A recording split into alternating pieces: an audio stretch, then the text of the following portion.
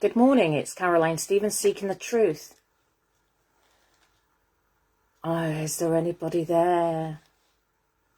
Right, today I'm going to talk about a mainstream media who for once appears to be helping us.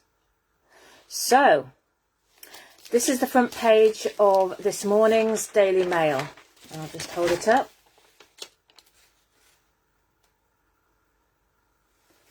The front page of this morning's Daily Mail.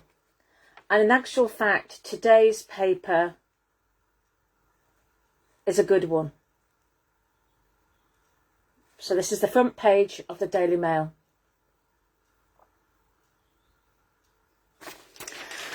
Okay, right, so the headlines are, what is the truth about COVID deaths?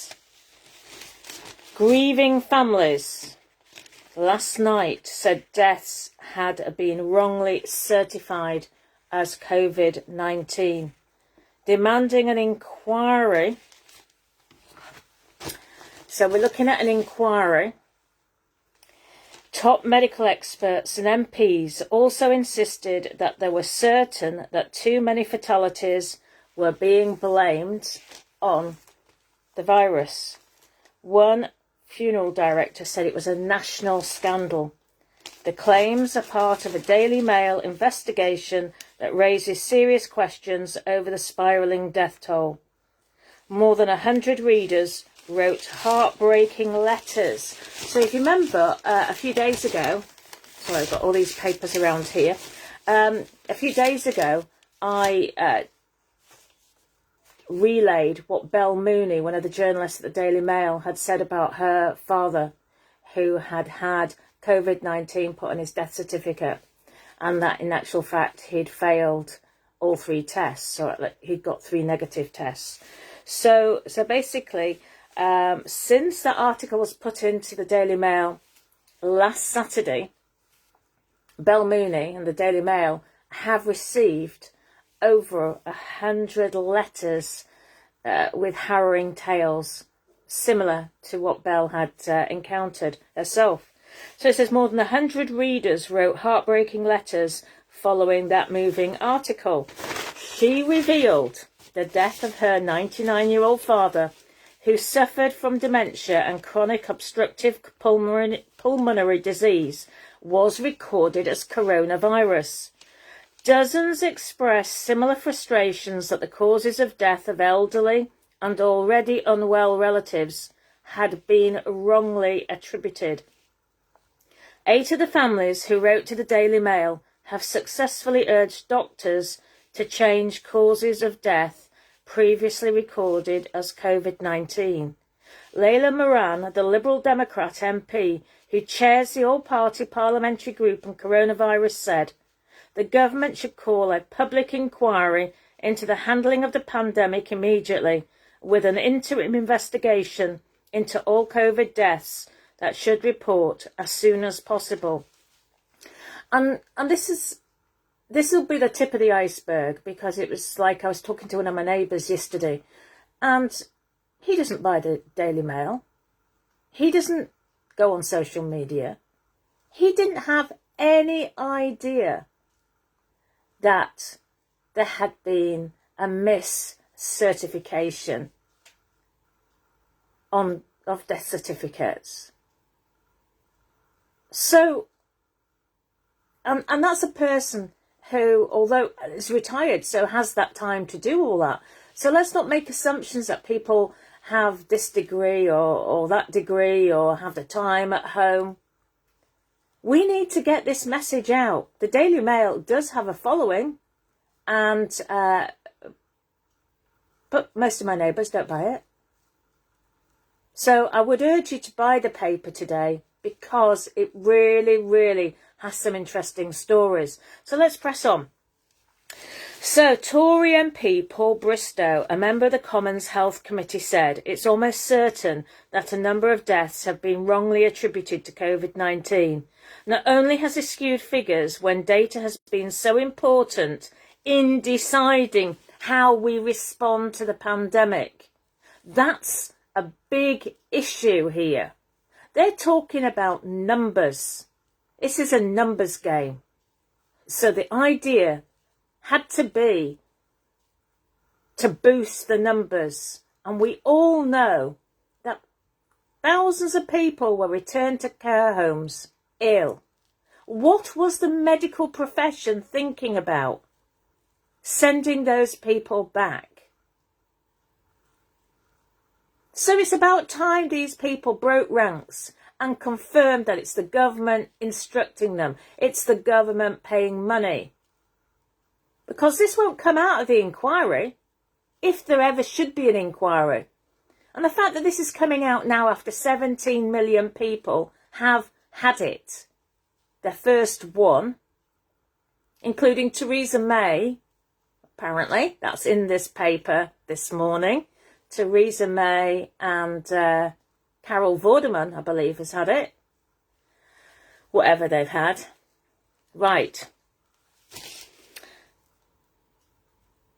Whether we have received the most appropriate figures should definitely be considered in any future inquiry, a funeral director in the Northwest told the Mail. The way COVID has been recorded and reported is a national scandal. And this is a funeral director. And a thorough inquiry should be opened immediately. Medical experts have cited pressure on doctors. Why are they being pressurised?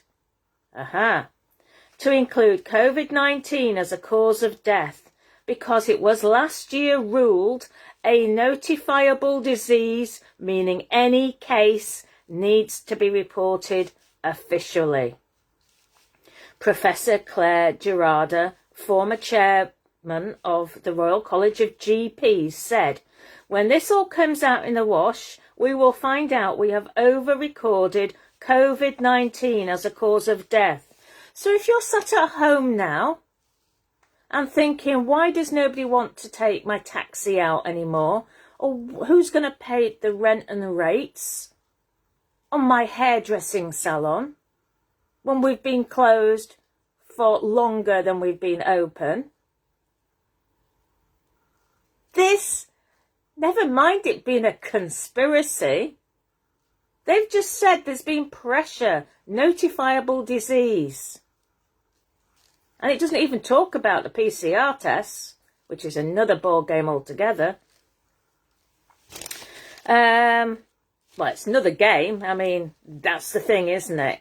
I mean, it all needs to be brought together. They're not talking about these tests. They're talking about the tests which are basically coming up as negative. So let's just run with it for the time being, because otherwise it just muddies the waters. Right, so you've got Richard Vautry, who chairs the British Medical Association's GP committee, said the toll may have been overstated at the beginning of the pandemic, when testing was not widely available and cause of death would have been based on best judgment of clinical symptoms. Richard, how do you sleep at night, coming up with a statement like that?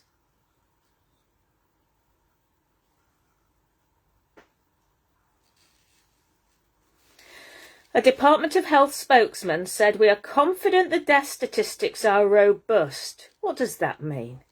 "And provide an accurate picture of those who have sadly died from the virus.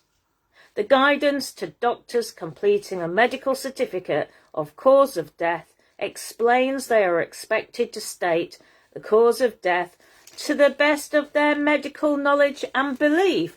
Why don't we just lick our fingers and stick a finger in the air? Hello? This is untrue. We know this to be untrue. I read out a story in the middle of last year before the elites took it down. Read out a story of a guy who begged the Wakefield coroner to change the recording of his death certificate, and he was not allowed to have it changed. Right, so the Mail, honestly, that's just the first page, second page, and then we go on to, we go on to this.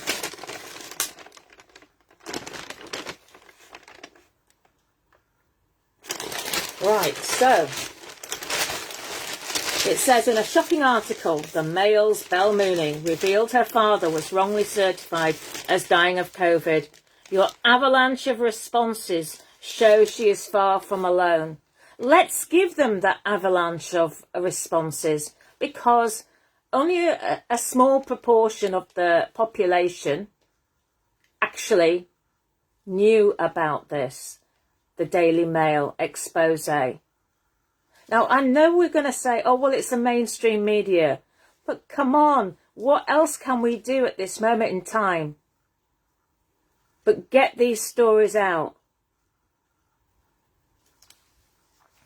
There are 3 things you should know about the last few weeks of Jessie Wild's life. The first is that she had dementia and chronic obstructive pulmonary disease, COPD. It's a lung condition that causes severe breathing difficulties. The second is that she was a resident at Aldergrove Manor Care Home in Wolverhampton. And the third, that at the time, Jessie, 83, was a resident at Aldergrove at least. There was no confirmed cases of COVID. She was transferred there at the beginning of last year from the high dependency unit at the city's New Cross Hospital, where she was being treated for respiratory problems. On April the 26th, around 3 months after leaving hospital, Jessie died. Shortly before her death, a doctor at Aldergrove assessed her and confirmed that she had COPD. Yet despite being given such a diagnosis, despite the absence of an outbreak of COVID in Aldergrove, and despite not testing positive for COVID herself, the cause of Jessie's death was registered as COVID. The revelation compounded her family's grief. I told the registrar that I would not accept this, her son Gary said when we spoke to him this week. I said, I will never, ever allow the cause of my mother's death to be registered as COVID. The person who made that decision was an on-call doctor. When he found out, Mr. Wild, 59, the managing director of a Windows firm, contacted Aldergrove's regular doctor who knew Jessie. The doctor explained to me that in the absence of a test, doctors are encouraged to put down COVID on death certificates, he said.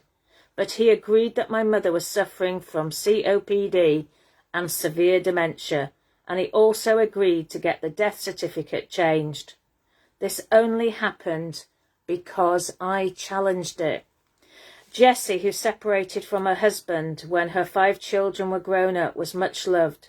She went on to become a grandmother of 9 and a great-grandmother of 16, which gave her much joy in later life. I didn't want my mother to become just another statistic, explained Mr. Wild.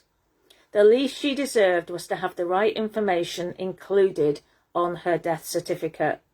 Her certificate now says that the cause of death was chronic pulmonary disease, COPD, and dementia.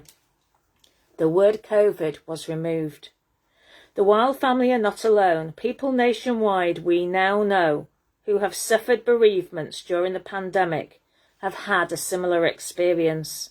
Their alarming testimonies have been forwarded to this newspaper following Belle Mooney's moving account in last Saturday's Mail of the death of her 99-year-old father in the early hours of February the 9th.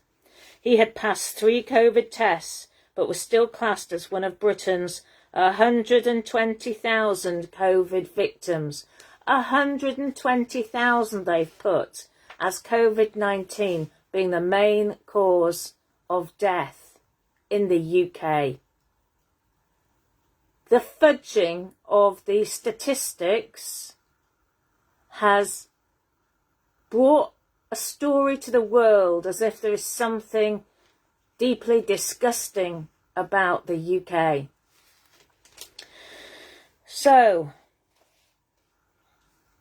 more than 100 families contacted us in the aftermath of Belle's report. Dear Belle, I'm writing to let you know that I had exactly the same experience when my mother sadly passed away. Dear Belle, the same thing happened to my dad. Dear Belle, I had the same problems when my darling wife passed away. Among the postbag were 8 families, including the Wiles, who actually managed to get the death certificate or a doctor's medical certificate, cause of death, which is called an MCCD, containing the information needed to register a death, changed because they refused to accept that a loved one had died from COVID and challenged the clinical diagnosis. Others said they had not pursued such a course of action because they didn't want to exacerbate the grieving process. I have spoken to lots of people in my town whose family died in a care home. They know that COVID-19 was put on their death certificate, but they were too emotionally raw to get it changed. They didn't understand the impact of the bigger picture really as well, but it's emotions. And that's what the government has been playing on all this time. And why has there been so much pressure? Did any money change hands?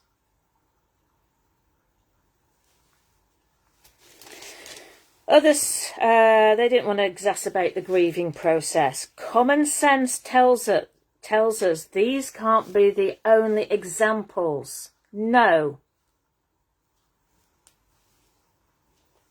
The reasons are, as we shall explain, as complex as the pandemic itself.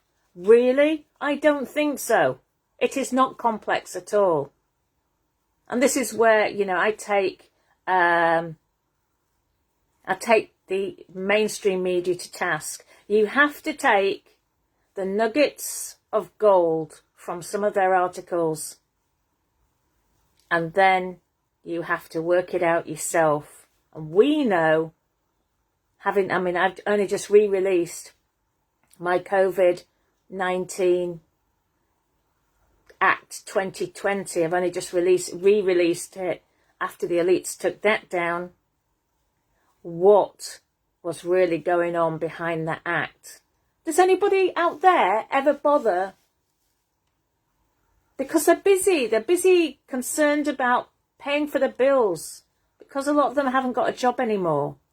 Not everybody's on furlough, and someone's got to pay for the furlough at the end.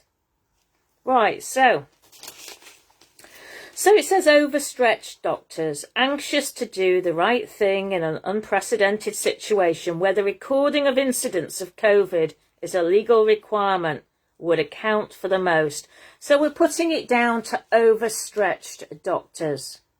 But we know that the COVID Act changed the certification because of the Harold Shipman case. The doctor from the Northwest, who it was alleged killed more than 200 patients. And of course there's human error, doctors' questionable judgment, and possibly those drawn towards the easiest and most convenient path when faced with impossible workloads. But let's make one thing absolutely clear. It is nonsense to suggest, as conspiracy theorists and virus deniers would have you believe, that doctors en masse are deliberately falsifying certificates to exaggerate the number of COVID deaths to justify behavioural and travel restrictions. In other words, that is all part of some government plot. Ta-da! Remember, the mainstream media is run by the same people as what runs the governments. That said, the evidence that some deaths are being wrongly attributed to COVID, like for example Jessie Wild, is compelling. So too are the accounts of families with elderly relatives who were already receiving end-of-life care, suffering from, say, COPD, heart disease or cancer when they contracted the virus. They had the virus, in other words, but in the eyes of their families, they didn't die from COVID, but were still classified as COVID deaths. In households across the country, this alone has caused untold anguish, if the response to Bel Mooney's article is anything to go by. For many families, rightly or wrongly, COVID is seen as a stigma, a plague, as Bel puts it, which has exacerbated their grief. Doesn't that sound like HIV to you? As if it's got a stigma attached to it. Is history repeating itself?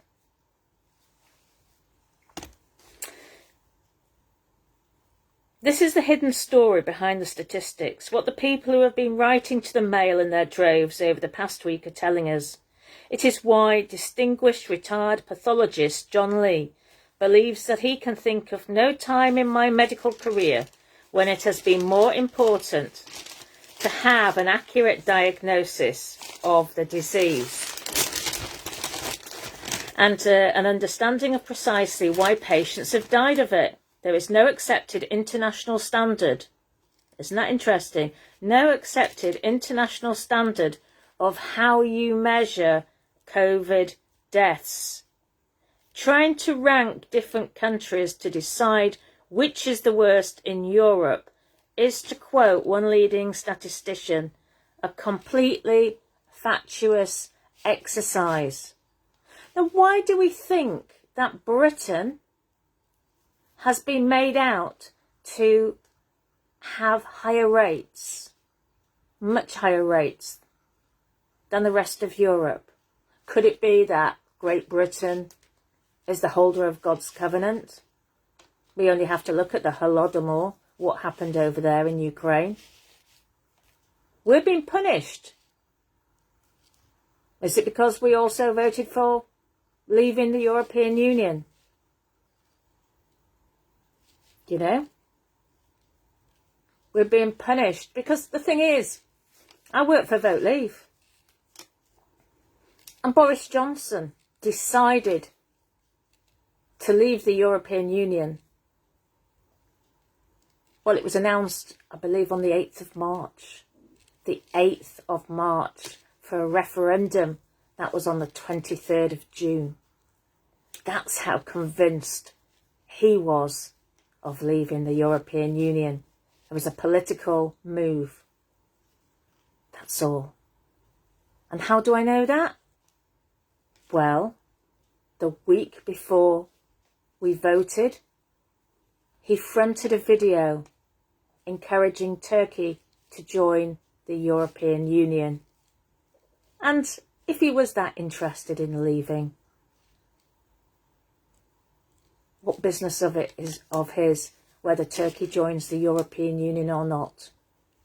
I know he's got Turkish family.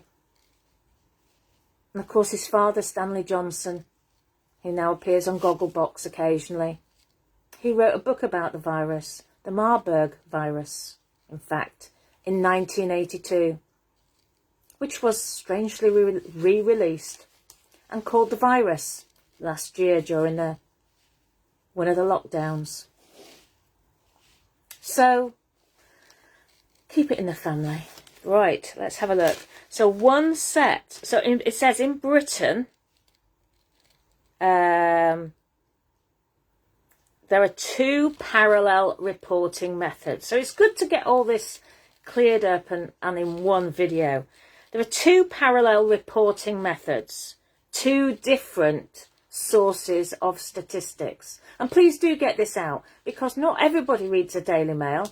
And I have to say, I'm very grateful. I'm in a group chat with some common law people, and one of them had sent me the link. So I went out to get the paper because I just thought, this is dynamite. It's a dynamite article. One set compiled by Public Health England. Doesn't that lady, was it Watkins? Wasn't she on TV last night? Wasn't she from the Public Health England? Where she did not answer the journalist from the Sun newspaper when he was concerned about the masks for children in schools. all that was relayed back was, yes, it's very difficult getting, 5-year-olds to sit still, never mind keep a mask on, something along those lines. Don't quote me on that, I can't remember totally word for word, but what I noticed was she never ever never addressed the secondary school situation, because obviously secondary school children do generally sit still, well, most of the time anyway. So what was the mask situation? Of course, in the Telegraph, they have said you don't have to wear a mask. But how many schools will be passing that message on? That was in the Telegraph yesterday. You see, who can afford to buy, 8 papers a day and read? I mean, you used to be able to go to the library and you used to be able to read papers from all different parts of the political spectrum. But now, you see, with the lockdown, we're away from our elderly, we're away from the libraries where we can read all the newspapers. We are becoming, some people are becoming very reliant on the box in the corner. Anyway, right. So, the Public Health England figures. Now, they record the number of deaths of people who died within 28 days of a positive test result, which does not mean the person died of COVID. Now, wait for this. Although it is likely they did, just that they died following a positive test. Did you see the spin there? He's saying, these two guys, Paula Baracci and Arthur Martin, that is naughty. Because you've done this 4-page special investigation. You have put a spin on there. It's not likely at all. I spoke to the A&E workers in a local hospital between Christmas and New Year. They said the only reason why people get tested in A&E is if those people are likely to have to stay in the hospital. They weren't tested if they were going home. And they weren't going into A&E because of COVID. They might have fallen out of a tree, but if they had broken their spine, they would have to stay in hospital, so they would get tested. And of course, we know about the tests. Anyway, I don't want to get banned on this video. I'm just concentrating on mainstream media as best I can. Right, so these are the figures collated on the government's COVID-19 dashboard, a way of keeping the public informed on a daily basis, which appears nightly on the TV news.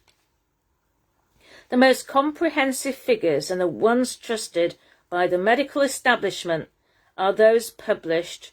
Right, so the most comprehensive and the ones trusted by the medical establishment aren't the ones that you see on TV. These are the ones published every week by the Office for National Statistics. Remember, I showed you before, the MHRA, they have a corporate plan. It's all about corporations, profits, big pharma. They reflect the ONS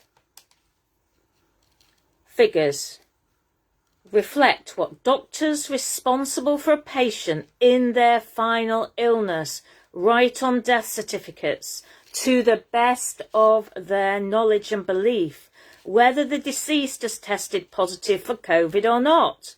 One reason for this wording is that some studies have found that 1 in 5 swabs may give false negatives.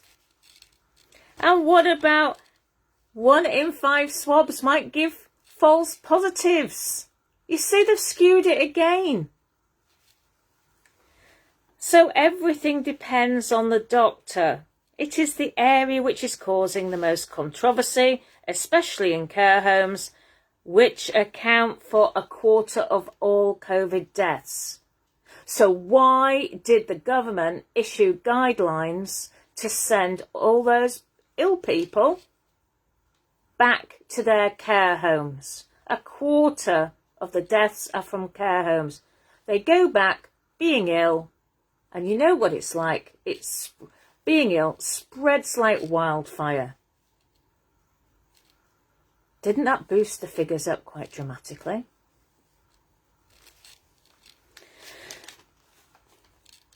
One of the reasons is because the rules surrounding certifying a death have been relaxed during the pandemic. In the past, the certifying doctor needs to be treating the patient or know them and have seen them recently. But during this emergency period, when doctors are under increasing pressure or self-isolating, there is no requirement for them to have examined the patient. A video link consultation in the 4 weeks prior to death, extended from 14 days, is now sufficient for a death to be attributed to COVID. It was an on-call doctor, not the regular care home doctor, remember, who said Jessie Wild died from COVID, a clinical decision which her family successfully challenged by having her death certificate changed. Doctors in this situation sometimes neither have the time or the necessary backup to reach the right conclusion, said Daily Mail columnist Dr. Martin Skur, a former GP and consultant in palliative care. They often have to rely on the reports of care home staff, many of whom do not have formal medical training. Inevitably, in these circumstances, certificates can be issued which look right, but which turn out to be wrong.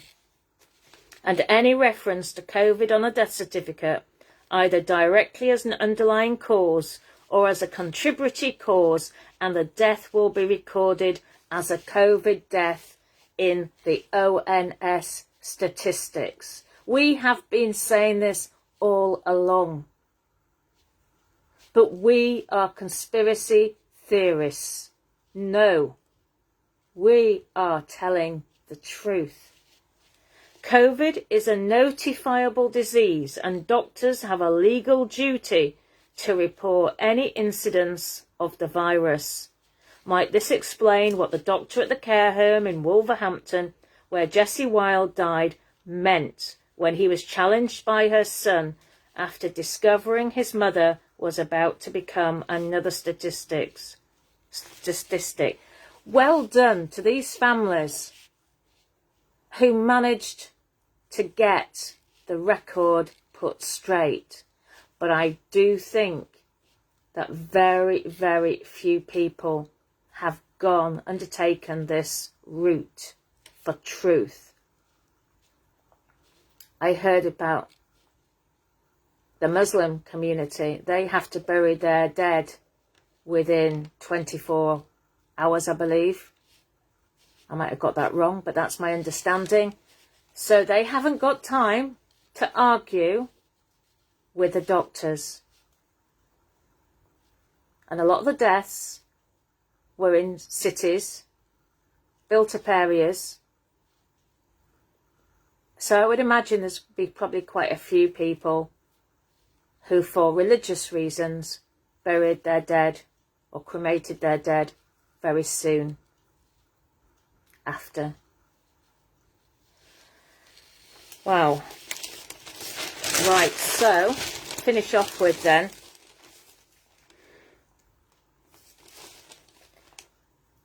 It is hard not to avoid the suspicion that the default diagnosis of overstretched, under pressure GPs is to mention COVID somewhere on the death certificate. Death certification has never been a precise science. A recent article by a consultant in geriatrics and acute general medicine in the British Medicine Journal reported. Death certification has never been a precise science. A recent article by a consultant in geriatrics and acute general medicine in the British Medical Journal reported. Never been a precise science. Few are better placed to offer an opinion on this matter than Stephen Johnston, a funeral director from Cumbria. I have arranged funerals for quite a lot of people whose families have disputed COVID-19 being put down as the main cause of death when they don't think it should have been, he said. In a number of cases, the deceased has gone into hospital already seriously ill from life-threatening conditions such as COPD, heart disease, kidney disease, liver failure and cancer, having had 3 or 4 negative COVID tests. While in hospital, they have had another test, which is positive, and then passed away, and the death is recorded as COVID. Well, if there's tests in hospitals are coming up more likely to be positive,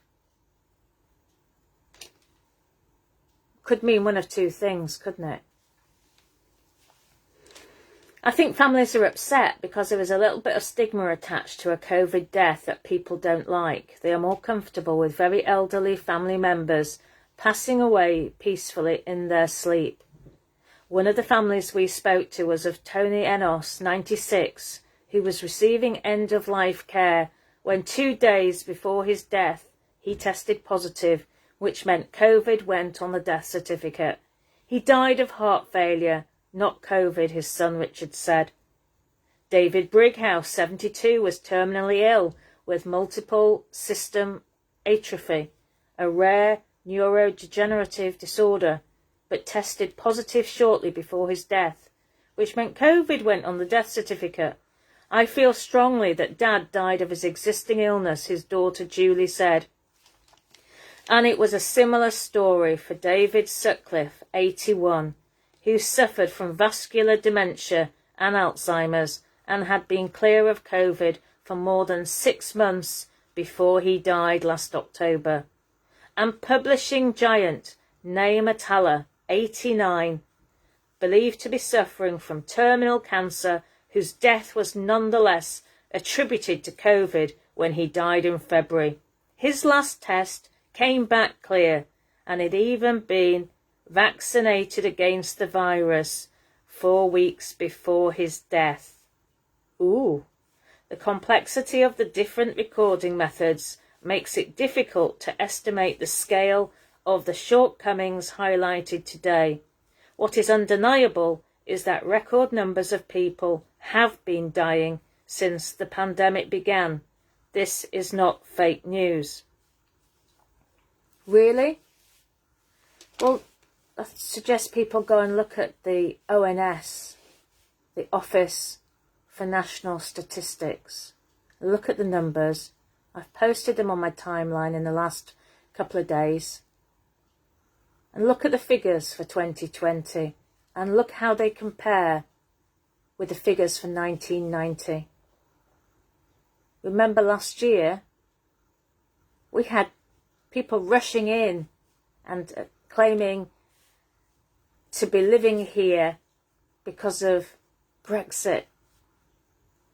So the population has never been higher than it was last year.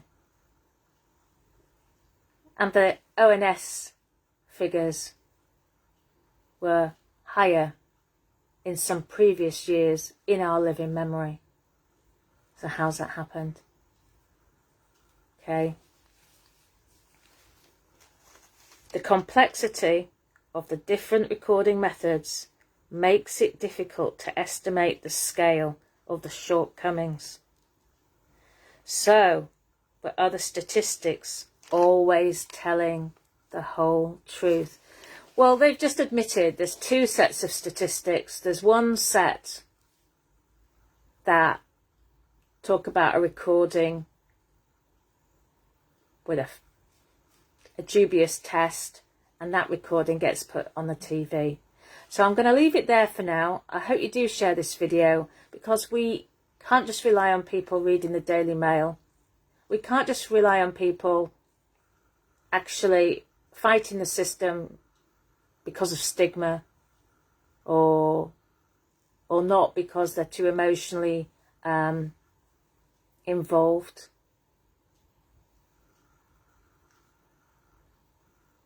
This is why we're seeing so many more. Have you noticed on television at the minute there are more and more pushes about your pensions and your life cover, what you're going to leave to people when you pass away. Cremations, I've noticed more companies pushing cremations. That's all very convenient, isn't it, for the authorities? No body, no evidence. And there are some people that think they want to take your soul. Okay, also, I think it might be worth me mentioning, because this is in a small article, it's probably not online, and it's the same paper, and as I say, please do get this this paper today, because it is jam-packed of good stories. There's another story here. It's only very small. We've got "Don't Wreck This Now," warns Van Tam, as we know that, don't we, from last night's show. Remember, it's a show, it's a program, they're programming us, and there are a lot of catchy straplines from people like Van Tam. "Don't wreck this now," warns Van Tam. Britons have been warned not to wreck this now after cases increased in a fifth of local authority areas. Well, you know, in my area, in my county, there's about 10 cases in some parts of the county. 10 cases. And so an increase would take that to be 11. And that is just, it's crazy talk, really. Considering they've just crashed the economy, and the people will be paying for this in the budget next week. They'll be paying for it in homes being taken off the elderly, and so on. Right. But within this, Van Tam, it says, carers face no jab, no job policy. Care homes can refuse to take on staff who have not had a COVID jab, the Justice Secretary said yesterday. Robert Buckland, local MP here too, told the BBC there was a clear rationale for homes to turn away staff who refuse the vaccine. But he ducked questions about whether care homes could sack existing employees who rejected it. And in a sign of government nervousness about vaccine passports, he said there should not be a blanket approach, suggesting employers in less sensitive areas may not be allowed to operate no jab, no job policies. His intervention came as new NHS figures revealed that more than a quarter, that's 28.5% of staff in care homes, have not received the vaccine, despite the high risk, faced by residents. Okay, and of course Van Tam said, please don't be tempted to think, well, one home visit might be all right now that you've had the jab, the weather is getting better, going to be a nice weekend. I'm afraid it doesn't. So, for all those people who've had one jab already, I'm not sure what you were expecting from this government, but don't hold your breath. Okay, please do share this video. It's Caroline Stephens, Seeking the Truth. That's all it's about. For the people, seeking the truth. Not opinions, fact. 75 patents were registered in the US with the word coronavirus in it. 75 patents. Just thought I'd throw that in there. Caroline Stephens, Seeking the Truth. My videos can now be found, or some of them, can now be found on Broadcasting the Truth. And I've also got a website, carolinestevens.net, just in case we all lose each other on Facebook at some point. So, goodbye for now, and have a great weekend. As Van Tam says, it's going to be a nice weekend, milder weather, and the sun is shining. We've got blue sky here. Goodbye for now.